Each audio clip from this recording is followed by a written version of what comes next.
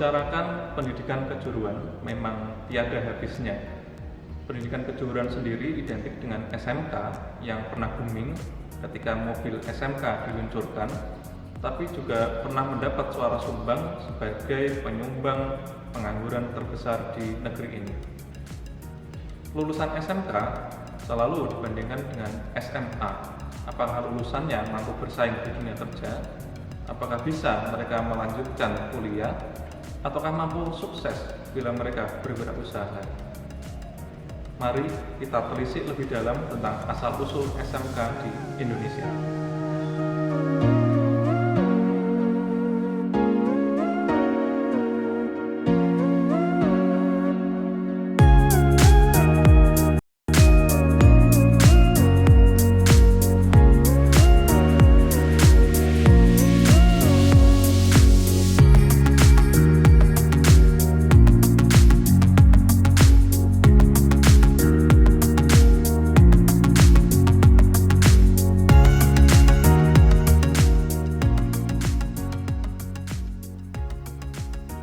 Industri global beberapa dasawarsa terakhir sungguhlah pesat.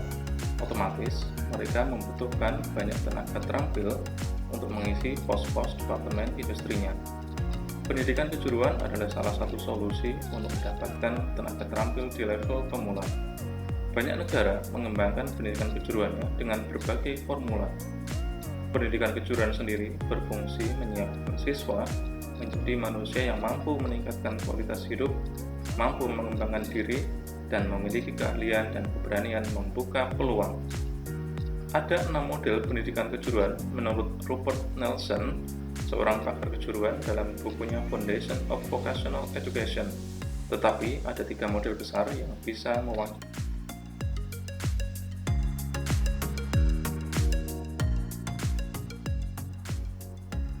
Model yang pertama adalah model pasar. Di sini pemerintah tidak mempunyai peran atau hanya peran marginal dalam proses kualifikasi pendidikan kejuruan. Model ini bersifat liberal, namun kita dapat mengatakannya sebagai model berorientasi pasar. Perusahaan-perusahaan sebagai pemeran utama berhak menciptakan desain pendidikan kejuruan yang tidak harus berdasarkan prinsip pendidikan yang bersifat umum, dan mereka tidak dapat diusik oleh pemerintah karena yang menjadi sponsor, dana, dan lainnya adalah perusahaan.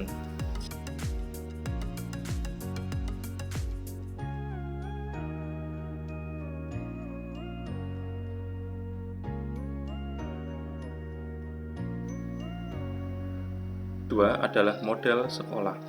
Pemerintah sendiri merencanakan, mengorganisasikan, dan mengontrol pendidikan kejuruan. Model ini sifatnya birokrat. Pemerintah menentukan jenis pendidikan apa yang harus dilaksanakan di perusahaan, bagaimana desain silabusnya, begitu pula dalam hal pendanaan dan pelatihan yang harus dilaksanakan oleh perusahaan tidak selalu berdasarkan kebutuhan tenaga kerja. Model ketiga, pemerintah menyiapkan kondisi yang relatif komprehensif dalam pendidikan kejuruan bagi perusahaan swasta dan sponsor lainnya. Model ini disebut juga model pasar dikontrol pemerintah. Model inilah yang disebut model sistem ganda atau dual system, yaitu sistem pembelajaran yang dilaksanakan di 2 tempat, sekolah kejuruan serta perusahaan. Keduanya bahu-membahu dalam menciptakan kemampuan kerja yang handal bagi para lulusan pelatihan tersebut. Negara yang menggunakan sistem ini diantaranya Jerman, Swiss, dan Austria. Kecenderungan yang digunakan di Indonesia adalah model yang ketiga ini, di mana pelaksanaan pendidikan sistem ganda dilaksanakan di 2 tempat, yaitu sekolah dan di industri dengan berbagai pengembangannya.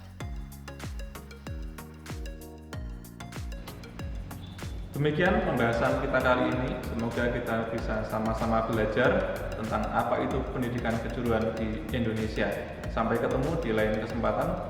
SMK hebat, vokasi kuat, menguatkan Indonesia.